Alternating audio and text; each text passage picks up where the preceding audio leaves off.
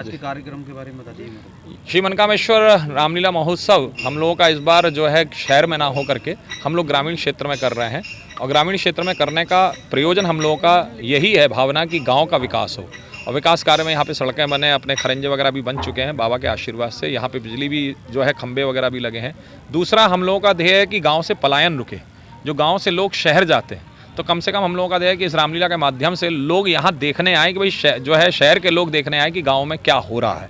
तीसरा सबसे प्रमुख बात है कि जो पर्यटन, क्योंकि आगरा पर्यटन की श्रेणी में बहुत बड़ा शहर माना जाता है और विश्व में भी ताजमहल के नाते विख्यात है, लेकिन मेरा मतलब हम लोगों का ये प्रयास है कि आगरा को शिवनगरी के रूप में विकसित किया जाए। और शिवनगरी में भी जो सबसे बड़ा आयोजन जो होता है राम बारात का और राम जी की लीला का, उस लीला के माध्यम से हम लोग पूरे विश्व को ये बताने का प्रयास करें कि हमारी भारतीय संस्कृति, सभ्यता और व्यवस्था क्या है। और ये आज हमारा सौभाग्य है कि हमारे बीच में अयोध्या से कल्याणम करोतु जो संस्था है, वहाँ के जो संस्थापक हैं दुर्गा शंकर शुक्ल जी हमारे बीच में उपस्थित हुए हैं। उन्होंने यहाँ पर आकर के राम जी के सर्वप्रथम आरती जो है लक्ष्मी नारायण जी की आरती की, इस लीला का प्रारंभ किया है।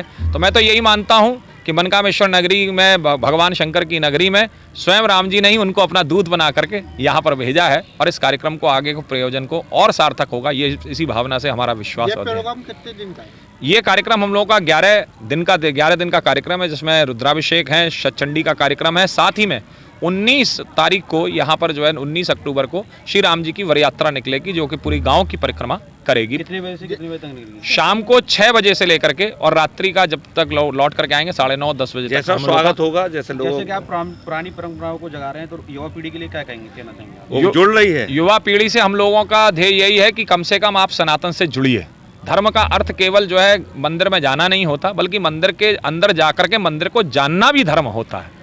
हम लोग अपनी परंपराओं से जुड़े, हम राम के चरित्र को जानें, और राम की लीला से सिर्फ यही भावना है कि अगर राम की लीला का दर्शन करेंगे तो एक बड़ा सुंदर सा वाक्य हम लोगों ने रखा है, चंदन है इस देश की मिट्टी, तपोभूमि हर गांव है, हर बाला देवी की प्रतिमा, यहाँ बच्चा बच्चा राम है। ये क्या पहला प्रोग्राम है? इसके आगे भी और प्रोग्राम करने ये कार्यक्रम अभी चलते रहेंगे, बाबा की आशीर्वाद होगा तो और आगे हम लोग लेकर के चलेंगे। एक टिप्पणी में महंत जी के साथ में जोड़ना चाहूँगा और तो उल्लेखनीय है कि ये एक प्रयास भी हम लोगों का ये भी है कि सरकार, आलोचना तो बहुत लोग करते हैं, मगर सरकार, हमारे माननीय प्रधानमंत्री जी, माननीय मुख्यमंत्री जी ये प्रयास करते हैं, विधायकों को, सांसदों को प्रेरित करते, भाई जाओ जाकर अपना चिट्ठा तो बताओ कि हम लोगों ने कितना विकास काम हो रहा है, क्या क्या विकास योजनाएं हैं। उसी विकास योजनाओं के जितना विकास हुआ है ग्रामीण क्षेत्र में, आप देख रहे हैं इस समय हम लोग भक लाइट में खड़े हुए हैं, अच्छी अच्छी सड़कें बनी हुई हैं और बहुत सारे काम हुए जिनको दिखाने का मकसद भी भले ही नेता लोग नहीं कर पा रहे, मगर हमारी रघुनाथ सरकार, हमारे रामचंद्र जी यहाँ करेंगे।